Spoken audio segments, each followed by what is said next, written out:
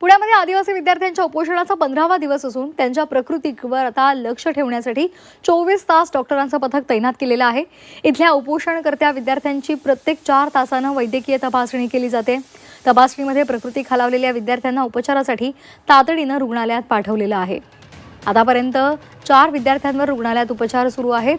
डॉक्टरांशी तिथल्या संवाद साधलेला आहे आमचे प्रतिनिधी निलेश खरमरे यांनी। पुण्यात आदिवासी विद्यार्थ्यांचं जे आंदोलन सुरू आहे त्याचा 15वा दिवस आहे आणि साहजिकच आहे की काही विद्यार्थ्यांची प्रकृती या ठिकाणी आता खालवत चाललेली आहे। मात्र शासनाकडून या ठिकाणी एक डॉक्टरांचं पथक तैनात करण्यात आलेलं आहे। माझ्यासोबत डॉक्टर आहेत। डॉक्टर, कशा पद्धतीने तुम्ही या विद्यार्थ्यांची तपासणी केली जाते आणि आपल्याकडे काय काय या ठिकाणी उपाययोजना राबवण्यात आल्यात?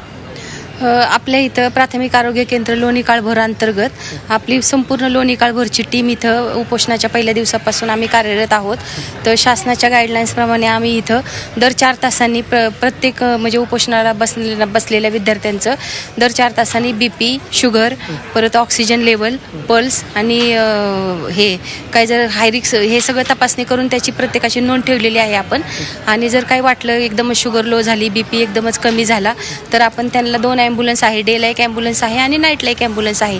तर ॲम्ब्युलन्समध्ये टाकून प्राथमिक आरोग्य केंद्र लोणी काळभोरमध्ये नेतो किंवा जास्तच वाटलं तर ससूनला रेफर करतो।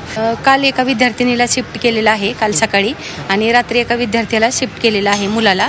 तर त्यांनी आता सकाळी डिस्चार्ज करून इथं परत आलेला आहे। मुलगी अजून ॲडमिट आहे लोणी काळभोरमध्ये। व्हिडिओ जर्नलिस्ट विकी कांबळेसह निलेश खरमरे, जे मीडिया, पुणे।